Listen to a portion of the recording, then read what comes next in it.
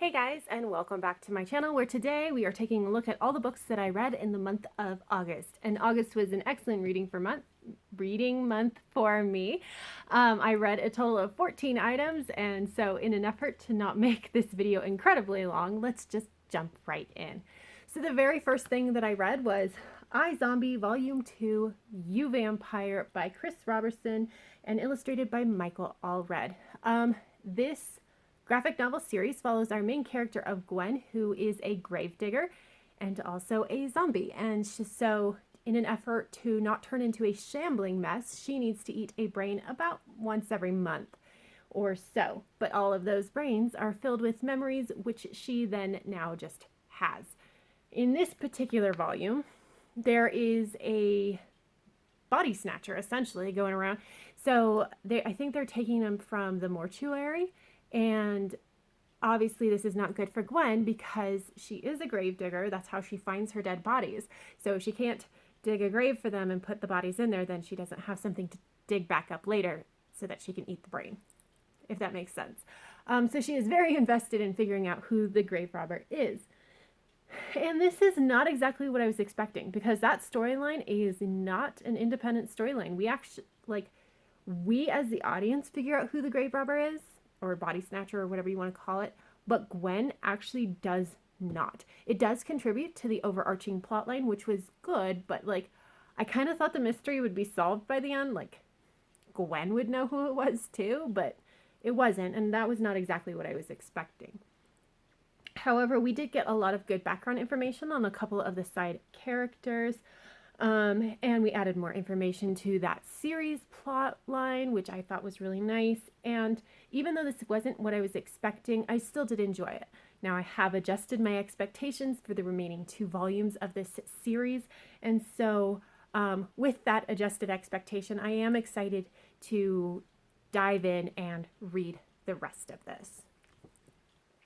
After that, I read How to Break a Dragon's Heart by Cressida Cowell, the 8th book in the How to Train Your Dragon series. So this is an elementary school fantasy series that my older child has asked me to read this year, and so that's what I'm doing. I'm reading 1 book a month.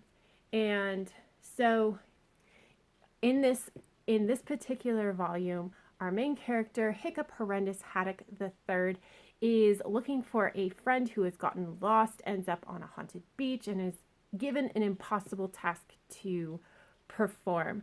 Now that plot was actually ended up in this book being very decent. One thing that I do struggle with in this series is that even though all the plots, all the plot points for all the books, they do help us get to the resolution at the end of each book, but sometimes it feels very meandering. And in this one, I felt it was much more to the point, and I really, really enjoyed that. Also, we wrapped up some old storylines that we had, which was really nice.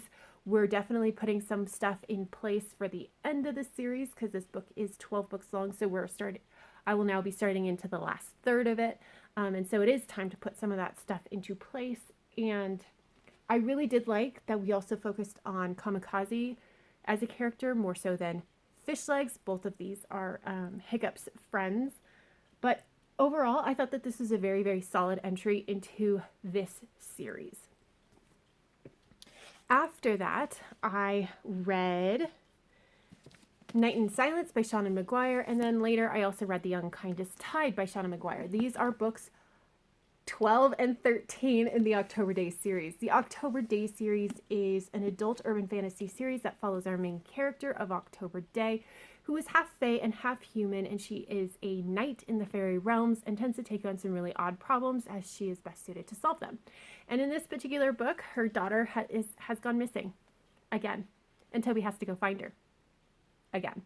Now, I do have full reviews for both of these books. I'll leave links down below.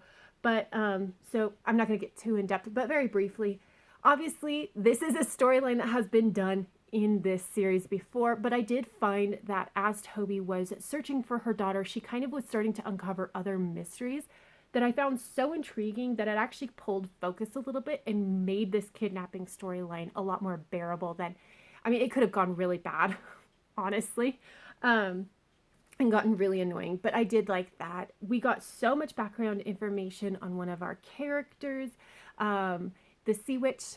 I really loved that. We learned so much more Fae history. And also in this book, we have one of the biggest reveals of this series. It was so good. The only issue one of the main issues that I did have with this is I found that the villain was just kind of meh in this book. But overall, I ended up giving this 5 stars. And then later I read The Unkindest Tide. And this is book 13. And in this one, I have to be vague with the description because we're dealing with stuff that you don't even find out about until like book 4 or 5 in this series. So I don't want to spoil anything. But essentially, Toby is asked to perform a task, which she has to do because she is in debt to the person asking. There is a convocation that is called so that Toby can perform this task. And before the task can be performed, there is an unlawful arrest and there is a person that is murdered, and Toby has to figure out what's going on. And I loved this book so much. It was so good. I thought, again, we're getting much more background information about the Sea Witch, just all Sea Witch all the time. Lushak is her name. It's the Lushak, also known as the Sea Witch. There was a found family discussion at the end that I just really enjoyed. We are taking one of the very background characters and pulling them forward and adding a lot more mystery, which I'm excited about because I love this character. And honestly, at the end, there was a sense of hope, and I really enjoyed that there was this really old wrong. It had been committed centuries ago, and we are now fixing it and putting it right. And I really love that. The only issue that I had with this book is that the motivations behind the arrest and the murder, it made logical sense. It worked, all of that stuff, but tone-wise, it felt a little bit not quite in fitting with the rest of the series. And so it was a little bit jarring when I got there. But honestly, I didn't find it that difficult to just kind of skip over that part of it and just enjoy the rest of the book. And again, for both Night in Silence and The Unkindest Tide, I do have full-length reviews if you are interested in my more in-depth thoughts. So after that, I read Aftermath by Ann Aguirre, and then later in the month I did also read Endgame by Ann Aguirre, and these are books 5 and 6 in the Sarantha Jax series. So the Sarantha Jax series is an adult science fiction series that follows Sarantha Jax, and she is a jumper. Basically, she's the person navigating the starship as it goes from point A to point B, like jumping, which is why she's called a jumper.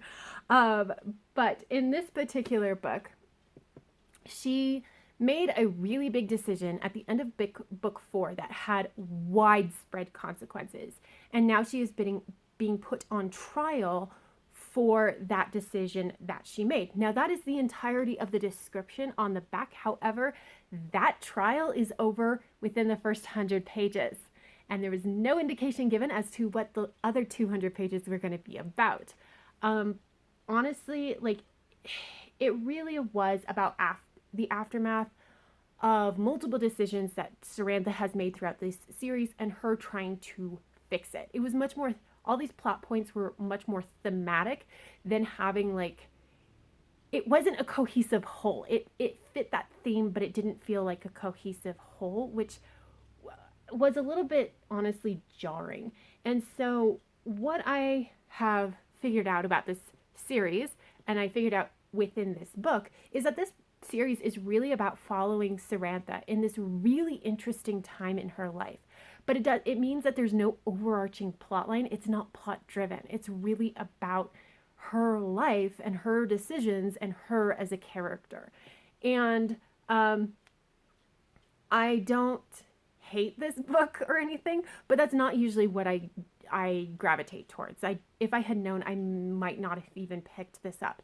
But honestly, I do enjoy it, and I do enjoy these characters, and that's really what's kind of pulling me through this series, is that I love these characters and I want to see what happens next. But I did not find the plot to be all that cohesive. It wasn't super action oriented as some of these books have been. It just was kind of there. So I did end up liking it for the character work, but I thought everything else about this was only just okay. Which leads us to book 6, Endgame. Now in this is also about, it's an aftermath type thing, but in this it's more about Sarantha is going to go to an alien planet and help liberate that species that is there because they were subjugated by the human race like centuries ago. And so she's going to help them fight for their freedom. So that is the main plot line of this book. And I do think that this ended up being a much more cohesive plot line because we were centered around this idea of we want to free this people, right? Like we want to free them. And so that was the major point. And so it ended up being very, very cohesive. It did return to a much more action-oriented style of writing, and that worked really well for it. I really liked the interactions between Sarantha and especially Vel, who's one of the side characters. I just really enjoyed it. And I still, again, enjoyed a lot of the characters here. And overall, I really liked this book. This is the last book in the series, though. And again, I'm used to very plot-driven series where there's this overarching plot. And so the last book, you kind of get this grand finale, right? Like they finally did it, whatever they were trying to do. And so, but we didn't have this in this instance because we didn't have that big overarching plot. We didn't have the big grand finale. We did have an ending that very clearly closed this series out. But at the end, I felt like there was something missing a little bit because I'm just not used to this style of story. So I liked it. I liked this series. It's just, I had to adjust expectations just a little bit. After that, I did read Slay by Brittney Morris. This, I also have a full-length review, and I will leave that linked down below. But this is a young adult contemporary, and it is following our main character of Kira, who is an honors high school student by day and a game developer by night. She has developed this game Slay, which is a safe haven for all Black gamers because online gaming when you're Black kind of sucks. So she created this game. Now there is a murder that happens in the real world, and the motivations are based on her game, and so a national spotlight is put on this game and her as the developer, or at least her pseudonym Emerald, and she is trying to keep her anonymity and figure out what to do and all kinds of that whole nonsense. So I loved this book. So the video game of Slay, we actually do spend time in the video game, and it is incredibly interesting, and the description of it is atmospheric without being overdone, and the gameplay is interesting. It's interesting, and I really, really enjoyed it. And then I really liked the characters a lot. Like, I liked the characters. I didn't love any of them, but I did like them. And one thing I did appreciate is that we got various perspectives on what it means to be Black in a predominantly white culture. Their high school is predominantly white. And so what does it mean to have to interact with white people like so frequently, and especially when there is a lot of ignorance at play? And we got 3 different perspectives on how to handle ignorant majority folk, and I thought that was very interesting. I like that we delved into a lot of various topics surrounding being Black in white America, but we didn't get too dark. It could very easily get very dark because the history is just horrific, right? Like it could get dark so quickly, but I appreciate that it didn't actually get that dark because, as I said in my full-length review, I could see myself handing this book off to my older child in a couple years to start some conversation with him about these very topics. And so, it's not going to give him nightmares which I have to be conscious about. So like, I appreciate that it didn't get too dark. The only major issue that I had with this was the chapter lengths. They do vary quite widely in that, like, it's anywhere between 5 and 42 pages, which for me personally is really difficult to deal with. But that was like my major complaint with this book. There are content warnings in this book for domestic abuse, specifically domestic abuse versus a queer minor. So just a heads up. But overall, I loved that book. After that, I picked up Gunmetal Magic by Ilona Andrews, and later I picked up Magic Rises by Ilona Andrews. This is book 5.5 and 6 of the Kate Daniels series. The Kate Daniels series is an adult urban fantasy series that is set in an alternate Atlanta, Georgia, where magic comes in waves, and when it does, everything technology-based dies. And usually we're following our main character of Kate Daniels, who is a mercenary and a liaison and eventually a private investigator of sorts. And as she kind of like deals with all this stuff. In this particular book, though, Gunmetal Magic, we are following Kate's best friend of Andrea. Andrea's life has just fallen apart, and she's trying to figure out what she's going to do. And then she is called to investigate some murders that happened on a reclamation site that is owned by her ex-boyfriend. And the story goes from there. So yes, this is a romance. However, the romance in this I found to be fairly ho-hum. Like, it just definitely was not to my tastes. The plot, other than the romance, was actually pretty solid, but it wasn't very exciting. Andrea's voice, I like it, but it's so similar to Kate's that it didn't feel like a distinctly different kind of novel. And so it honestly felt like a lackluster Kate Daniels book. Overall, I understand why we needed this book. At the end of this book, I would have put money down that Andrea is going to be an incredibly important character going forth, and she needs to have it together before, like, we need her later on in the story. And it was too much for it to be a short story. It was too much to be happening like in the background of the Kate stories. And so she needed her own book so that she could pull it together. So she could be important for Kate's big overarching plot. But honestly, like, it just didn't do it for me. Like, it was fine. It just wasn't that great. And so, like, I understand why we needed it. I just didn't love it. And I ended up giving this like 3 stars. But later I read Magic Rises.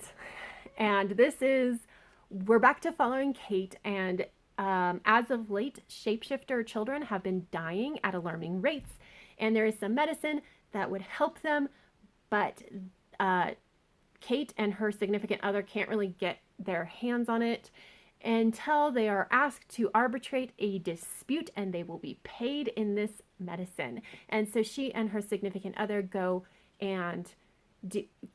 ahead to go and arbitrate this dispute, even though they know they are walking into a trap. And the story goes from there. I read this in less than 24 hours. I basically sat down in the morning and read the first couple chapters, and then I was just like, well, this is what I'm doing for today. I am reading this book. And then I did. And it was really, really good. I enjoyed it so much. I really liked the plot, except for one point at the very end of it where it's just like, really, okay, fine, I guess. But other than that, the plot was really, really good. I loved the characters in this, especially Kate. I just really enjoy her so much. I do love the world building in this, and the pacing is very fast. It is hit the ground running kind of pacing. The only major issue that I had is that Kate and her significant other keep running into problems. They are just not allowed to be happy in their romantic relationship, and I don't love that. I really kind of just wish more authors just kind of let their characters be happy, like, within their relationship, but we're not getting that. And it's all for very understandable reasons. It's just like, I don't love reading it. So, but overall, I did generally love this book. After that, I read A Study in Scarlet by Sir Arthur Conan Doyle, and this is the first book in the Sherlock Holmes series. I did not know what to expect going in other than Sherlock Holmes and Watson needed to meet and there was going to be a mystery, and I wasn't disappointed on that. I actually liked the character of Watson. I liked the character of Sherlock Holmes, which did surprise me a little bit because I am not always happy about how Holmes is represented. Maybe an unpopular opinion, but I really don't like BBC's Sherlock. I don't like Sherlock in that. I just I don't like that portrayal of him. So I was a little bit concerned, but I did like Sherlock in A Study in Scarlet. And so that was good. I liked the mystery of it. It was good. However, I have a problem with reading classics in that the writing style is very difficult for me to get through. Not even just like it's hard for me to read, it's hard for me to understand what's going on, and it just takes so much effort that usually by the end of the book I just kind of hate everything. I just don't enjoy it. And so I had some of that problem with this. The other thing was that we actually wrapped up the mystery more or less. Like we arrested the guy that did it on page 60, and we still had more than half the novella left. And so we ended up with this interlude where we went to the US, Utah specifically, with the Mormons, and it took me until 3 chapters into that interlude to realize that it was the villain's backstory. And it was just like, this is so unnecessary. And it was 40 to 50 pages of backstory that I just didn't think was necessary. I didn't really need. Like, I could have done with a chapter or 2 of backstory and been good. And so between that writing style and the fact that we spent so much time on the villain backstory, I'm not inclined to continue with the Sherlock Holmes series, although I am really glad that I did read it. After that, I read the dtext book by the Cracked.com tech team. The subtitle is The Stuff You Didn't Know About the Stuff You Thought You Knew. And so it's really diving into things that we were taught in school where we were taught incorrectly or we don't have the complete story of. I've read this before. And the thing about trivia books, which this really is it's not necessarily fun to read when you know all the trivia that's already in it. And that's really what I found. I found it was just like the humor of Cracked.com is fine, but it tends to grate on me after a while. And so I ended up just like finding this to be so, it was fine. It just wasn't super enjoyable to read because I already knew all the trivia. So I'm not entirely certain that I'm going to keep this book because like if I can't reread it, then why do I have it on my shelf? But I haven't yet made that decision. It is good if you don't know the trivia. It's just I did, so I didn't enjoy it as much. After that, I read Divergent Mind by Jenara Nerenberg. And the subtitle is Thriving in a World That Wasn't Designed for You. And this is really about neurodivergence in females. So neurodivergence is anything where your brain develops slightly different than what we would consider normal. So anything like autism, ADHD, dyslexia, highly sensitive people, sensory processing issues, obsessive compulsive disorder, anything like that, you're neurodivergent. And it's taking a look at how female neurodivergence looks different than males. And the problem is that we have run into time and time again is that research is consistently done on males. And so when we search for females, for example, a lot of the autism research has been done on males. And so when we search for female autistics, you can't really find them because they present differently than males do. And so this is really looking at some of those differences. It really was more, the tone of this is very much about accepting those differences and finding what works for you. I thought that the organization of this book was particularly good. It is a logical progression, which I really liked. However, it wasn't as practical as I was kind of hoping. The 2 major practical things that it did was that there was a simplified trait list for autistic females, but that was like it.